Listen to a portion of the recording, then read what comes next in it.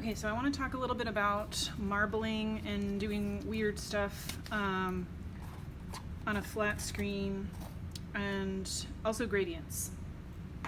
And I think I'm going to start with gradients first. I'm going to do a gradient from pink to green. We'll see how it looks.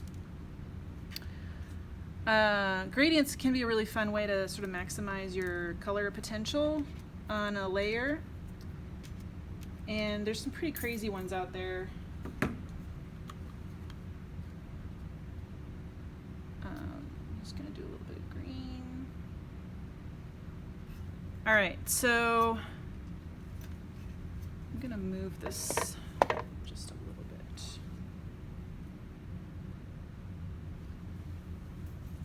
So a little bit more what's going on. Okay, so the squeegee is going to come up here, and I'm just going to move it back and forth a little bit to try to start incorporating the ink here in the middle. Kind of tapping it, moving it side to side.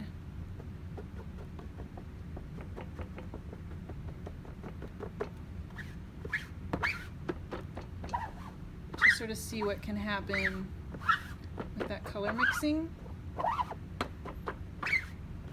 And I'm not actually flooding it until I get it to a place where it's starting to do some blendiness.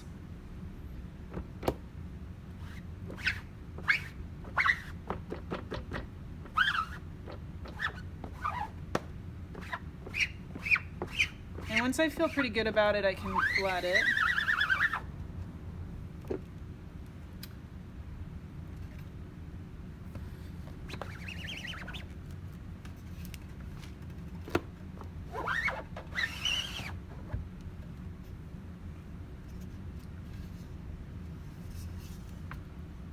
So that turned out pretty cool. It's gonna blend a little bit more as I print. The tricky thing with gradients is to be sure that you're not messing up your squeegee, because if your squeegee is going in one direction with the inks and you flip your squeegee around, then it can really mess up your gradient.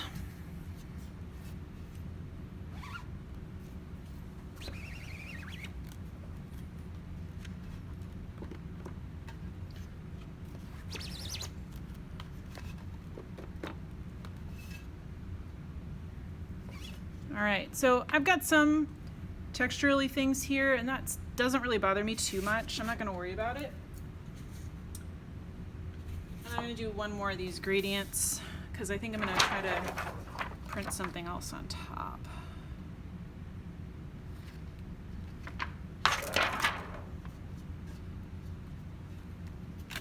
Okay, I'm going to flood.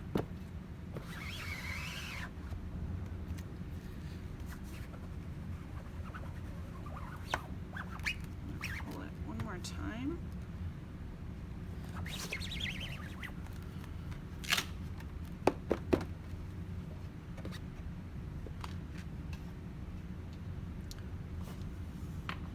So I tried to do a little movement of the squeegee there to get a little, you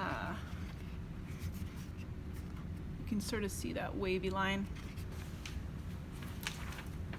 I'm going to clean this out a little. Just try to get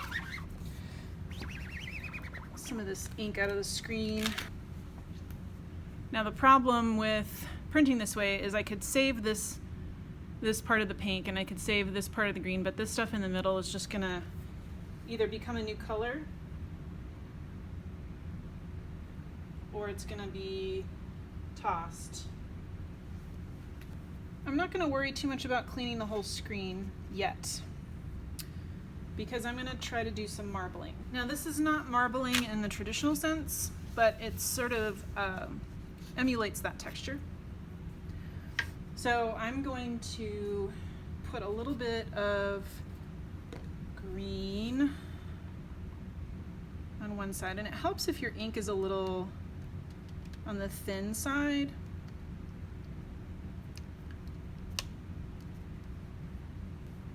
Yeah, if it's dribbly, that's better.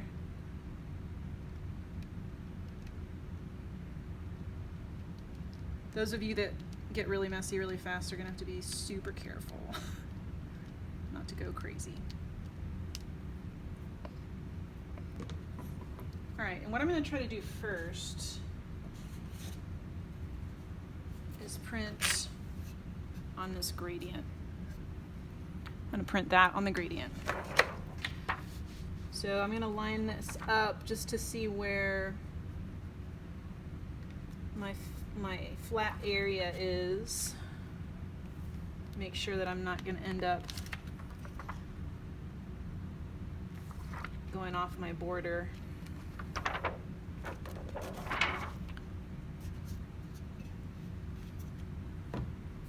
So first I'm gonna try just pulling it with what I've got here. And see if it works.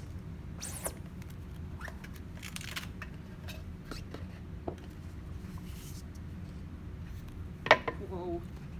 So that did not end up at all like what I thought, but it's pretty badass. It definitely did some more smushing through the screen than I thought it would, but also cool. Okay, I'm gonna pull this on the newsprint to just kind of clean the screen out again of any remnants, and it's mostly just a ghost at this point.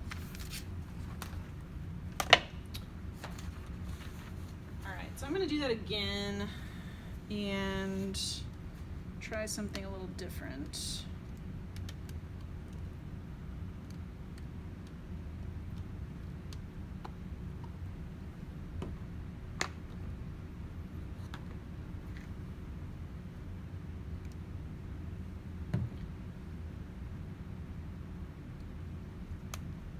You kind of have to embrace the unpredictability of this because it will probably not do what you think it should do.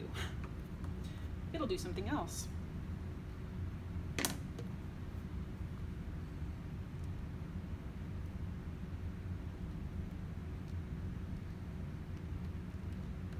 This is not as thin as it should be. Sort of channeling the 80s.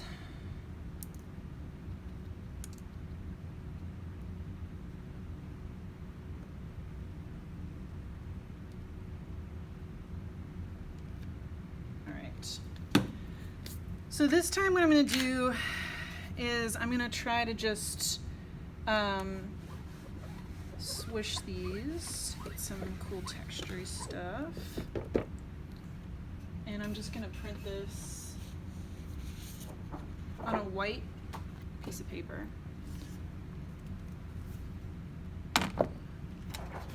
Not on top of a gradient.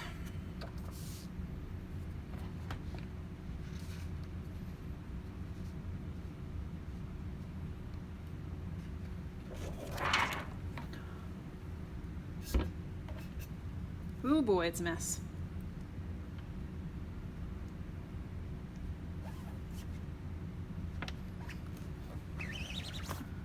Oops.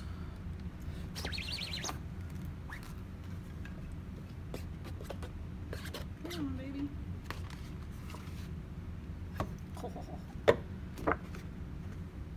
So, super crazy, abstract, but really fun.